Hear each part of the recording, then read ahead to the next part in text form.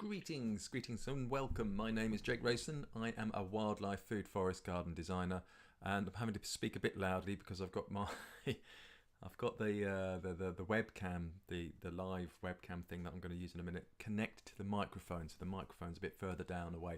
Today I want to introduce you to the Annex Garden. It's a really interesting little project, and this video is for the client, but it's always exciting to start a new project, and I'm just doing the plan stage at the moment. So I went over on Monday and I measured up the garden, and it's a kind of oddly shaped, quite complex space. So I'll just kind of quickly talk through the space. Let me see if I can grab the photographs.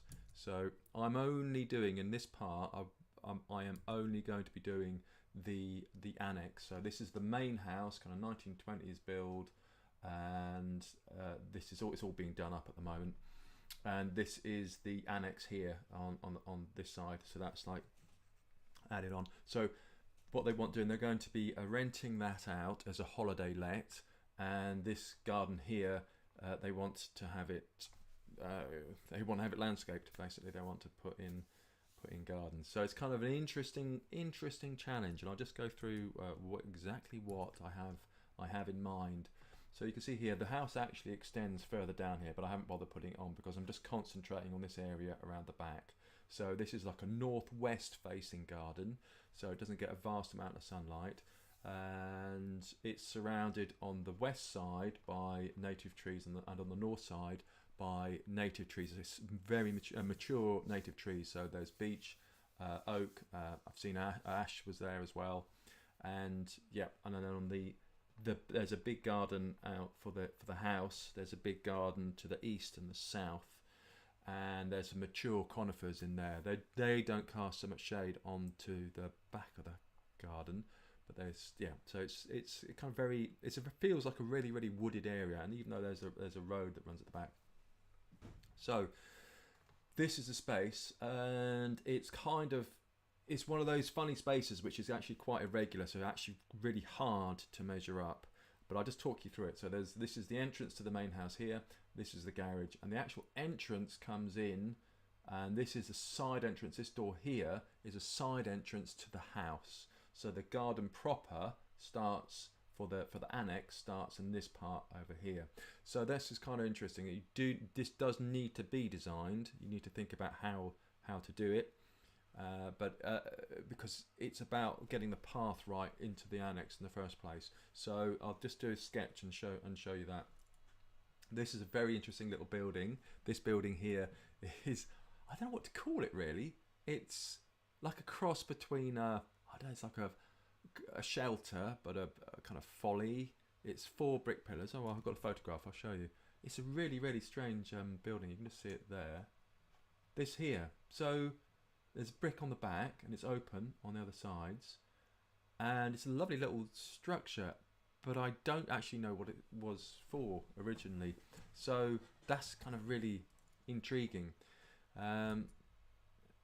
And then at this end, this is all very overgrown with evergreen shrubs. There's the Leylandii here, and there's mostly whatchamacallit, oh goodness me, my memory for names is appalling.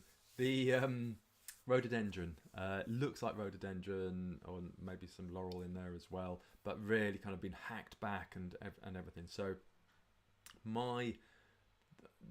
so the main thing that I want to sort out into today is just to talk about the what to do. So essentially, want to clear this area on the east side of the garden, and then create a strong path coming to the entrance of the annex, and then using that space in the garden really efficiently. So this shelter, use it as a place to have a cup of tea or a cup of coffee first thing in the morning, because it's kind of east facing, and then there's the ground slopes down. There's a road runs around the back.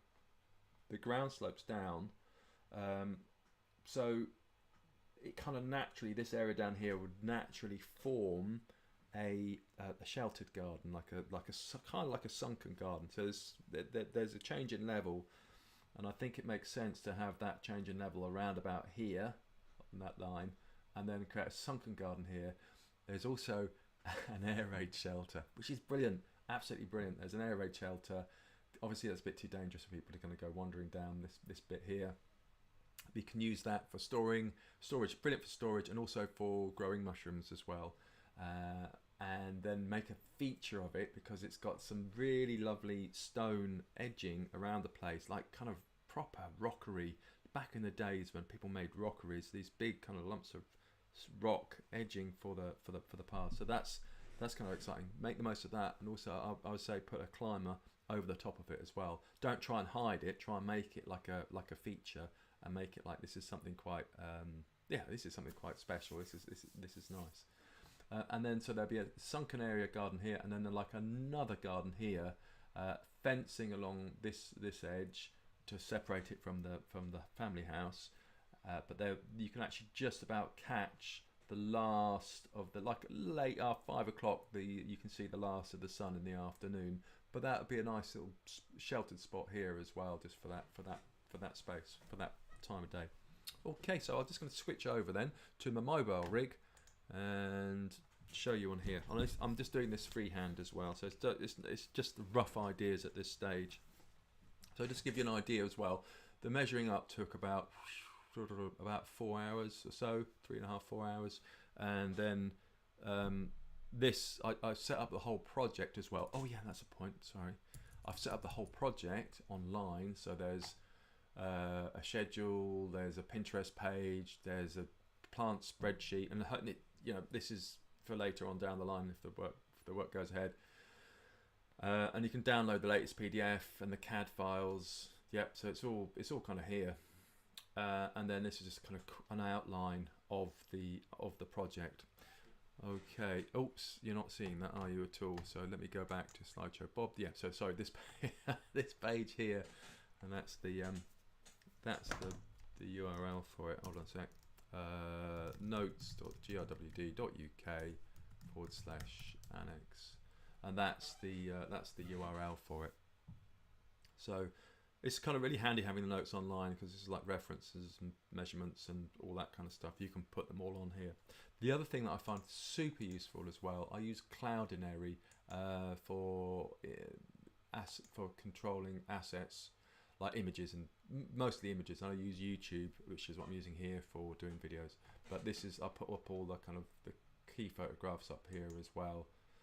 And then I use Pinterest a lot to collect photographs of different plants and different ideas, because I think what's going to be really key to this will be the materials. There's going to be a new fence put in, there's like new hard standing, and there will be I kind of imagine raised beds just to kind of to deal with the change in levels, a path going down, so there are railings over the air raid shelter. So there's the attention to detail. There's going to have to be quite a bit of thought about keeping it in character with the house and with the existing structure, and also kind of the question of cost, and making it all kind of fit together. So it's like there's a lot going on. It's kind of interesting. Right, let's get on with this mobile rig.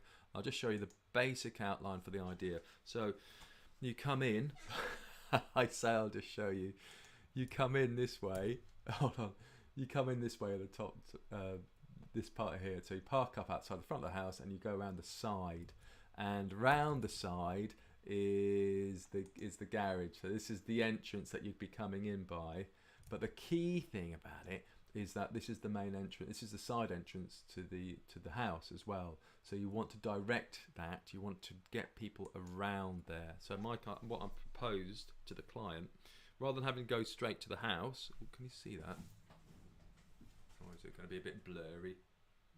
Rather than going straight to the house, what I'm saying is take the path. Whoopsie.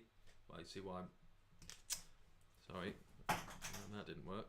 But anyway, you get the idea. It's not important to get the exact things going on. Maybe not so curved. And then in here, And the reason for doing this is that this area, firstly, you keep the house separate from the house separate from the from the annex, so that people go, oh, this is the way that we're going. And also because there is utilities, so there's like utilities here as well, and the utilities would go in an area underneath the window, so that would be your utilities area, and then you can hide that, and then maybe possibly pull it out without, you won't necessarily hide it so that people aren't seeing the bins the first time they come in, but also make it easy for people to get the bins out as well. This is kind of, you know, it's kind of fiddly stuff, but it's all part of the mix. So you can get the bins out, but you don't really see them. Yeah. Various ideas about how to do that, but I won't go into them. The other key thing then as well is that you want to keep it separate.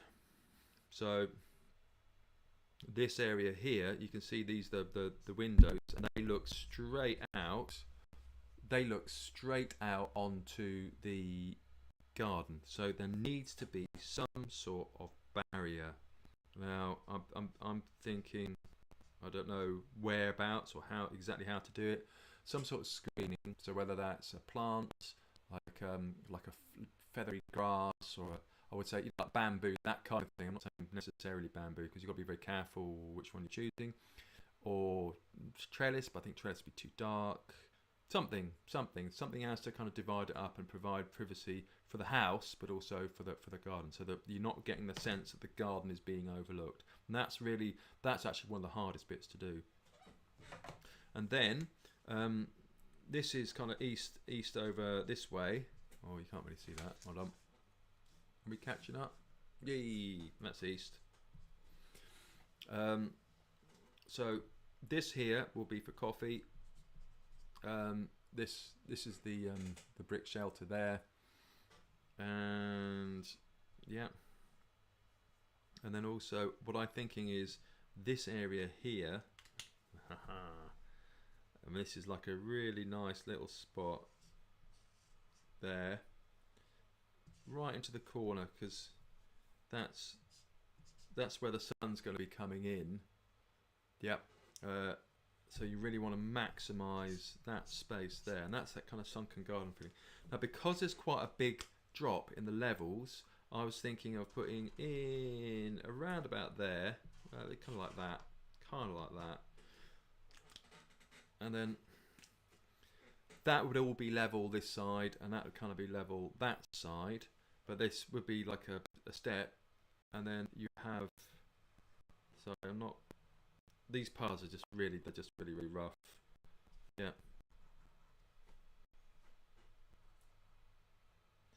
That's just access. That's just access. That's not going to be used. That's space down there. Oh, wrong colour. Well, I'm having fun. So what you end up with, it's really kind of key. What you're ending up with is a path, big path coming in that forms the structure of the garden, and then the path going out to these areas. So 1, 2, 3 kind of separate seating areas, and this is like a really kind of private small one. This is a kind of bigger sunken, like possibly more formal. This is the shelter here. And then there's a level there, and I think that for accessibility, it would make sense to have the path what do you call it? Going down gradually, a gentle gradient on it. From here, you could actually get the path to go down. So yep, that's those ideas there. So there we go. That's the kind of overall kind of idea. I hope that's interesting. And yeah, I think it could really work. So I'm kind of really excited about it, to be honest. And the next thing then is just to kind of start. The measurements are really kind of tricky. So there's a couple I might want to redo, but it's just to get the idea first of all, to kind of get this is the kind of thing we're going to go with, and then to work it out from there. That's what we do. Right then, thank you very much for watching. See you again soon. Cheers, bye.